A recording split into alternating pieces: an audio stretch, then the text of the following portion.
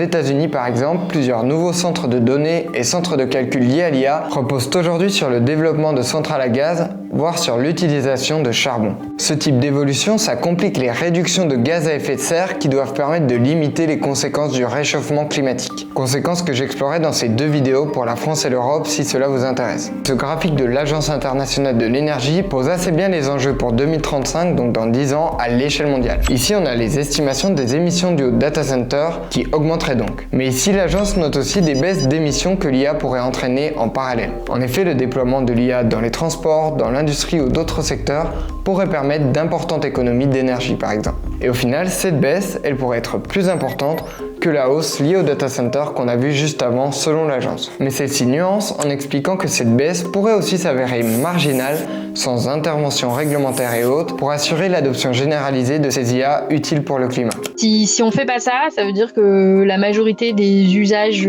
IA qui vont rester, ça sera probablement des usages productifs, pratiques, divertissants, mais il n'en restera pas moins que leur coût carbone direct fera que ça augmentera les émissions de gaz à effet de serre. On est à peu près sur du plus 6% par an, alors que en gros, si tous les secteurs font la même chose, il faut que tous les secteurs fassent moins 5% par an. Ce think tank note aussi que s'il existe des cas où le recours à l'IA peut permettre de réduire les impacts environnementaux, il semble que ce soit rarement de l'IA générative. À côté de ça, il y a un troisième point, le développement massif de l'IA pourrait entraîner ce qu'on appelle des effets rebonds. Pour ne prendre que 2 exemples, en permettant d'avoir du pétrole moins cher ou en permettant le développement de plus de robots, elle pourrait augmenter la consommation d'énergie et donc les émissions.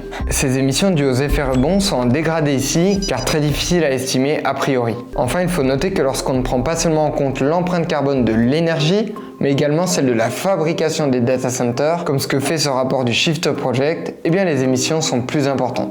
On a encore nos calculs en cours, mais ça veut dire à peu près faire x2 à x3 sur nos émissions de gaz à effet de serre des centres de données, passer à l'équivalent de à peu près 1 à 2 France pour les centres de données au niveau mondial. Il y a Google et Microsoft au moins parmi les GAFAM qui disent qu'ils ne respectent pas leur engagement à cause de l'IA. Ce qu'on est en train de rajouter, c'est du 10e de degré, donc ça a vraiment de l'impact.